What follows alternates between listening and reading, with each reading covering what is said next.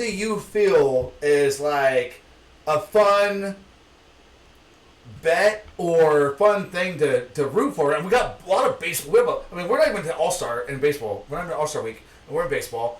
What do you feel is like a good like mechanism to cope with this kind of lull that we have? So betting wise, since we are and still are a sports betting analytics company, and we always want to give out the best advice. This is kind of a difficult spot to be in, just because it's a weird spot. No college football, no NFL, no NBA, no NHL. So legitimately, like 4 out of like the major sports league, they're in the off season, right? So you're stuck with. You're not stuck with, but you got the MLB, you got UFC. Soccer. You got some soccer cups going on right now. A little bit. You got FIFA right around the corner, so it's like. I mean, shit. I don't even really mess with soccer. Yeah. So, in terms of betting, I fuck with soccer, but in terms of betting, so that's what I would recommend. Soccer. I would steer clear of soccer. I think we talked about this extensively at some point.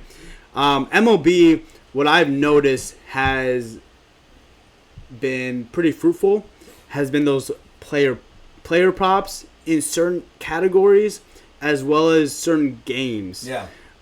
Especially, and a lot of it comes down to stats. Obviously you got to look at the numbers in terms of home and away. But there's some games where, okay, I wouldn't get too crazy. I wouldn't do 10, 15 game parlays. But you can. you definitely can. But, there's some gimmies, just... Yeah. Honestly, everyone knows who the bad teams are. You look at the Rockies. I like the player props that we've seen so far. You got RBIs, you got solo homers, you've got pitching props for strikeouts and innings played. But the one thing I've been banking on that a lot of people have been doing really well on is the over. Yeah. Like the over for these games this year on these runs. It's just over for total game runs. So it's like the over has been smacking 80-85% of the time. So it's like that's a huge return on investment, man. But so we obviously I think we agree, like baseball you can have some fun with. We obviously have UFC. We got UFC. I would have a lot of fun with UFC. We have UFC 303 tomorrow. That's an interesting fight because we have a replacement for Conor McGregor and Michael Chandler. So it's like we've got some interesting stuff coming up here, and then we got football right around the corner, and I can't wait. So, what are you thinking, man? What are you feeling? Well, I think UFC is an interesting topic because, I don't know the odds when it comes to the UFC, but I feel like most of it is pretty chalk. I remember 300, it was pretty chalk in terms of, like, who were expected to win. We had some weird upsets, though. On 300. Maybe a 1 or 2, but, it was pretty chalk from there. NFL, we can, you can bet on, a couple things. Who's gonna win MVP? Who's gonna win the NFL championship? Yeah. But that's something that, that's pretty difficult to predict.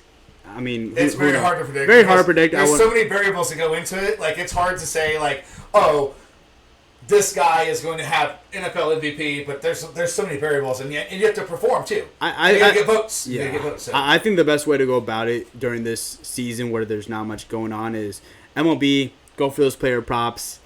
I'm looking at, like you mentioned, solo home runs, hits. Look at guys that are on hitting streaks. Look at, strikeouts. And you can do your homework a little bit. UFC. Honestly, I'd go chalk with this. Like, UFC recently has not many upsets, honestly. Yeah. Maybe a couple. Yeah. But, and then don't even touch soccer. That's what I would say. I would stay away from soccer because it's so volatile. Stay away from soccer. Fun fact for you guys that are watching that, I actually was just telling Dylan about this the other night, is that most sporting bet apps, FanDuel, DraftKings, Caesars, the big boys are out there. If you go 1-1, team draws, it's actually a loss on your bet. They don't do a push. So you don't push. You actually lose. So that is even worse odds to play against for soccer than what most people do. There's pretty good odds for it to tying. Like, yeah.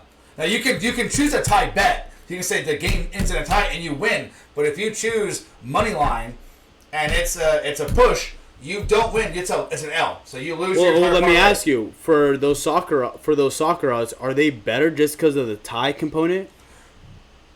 So a lot of people make a lot of money on the tie because it happens a lot, but you also lose the buying power of your bet when you pick it, because you're taking something that's going to exponentially grow your parlay to saying, I'm going to go middle of the road and I don't care if I win, I don't care if I lose. It's almost like a worthless bet, to be honest with you. So it's like if you have like a 2-gamer and you have a solid stud and you bet a tie, you can come out on top. But if you have like a 3-gamer or a 4-gamer where you have some major money in play and you put a tie, you're wasting a bet and money because it doesn't benefit you at all. So I didn't even really bet on soccer. Yeah. So I learned the hard way 4.5 years ago. Yeah. We did not recommend. Yeah. I learned the hard way. I had an 8-gamer that was smacked. I had all 7 games.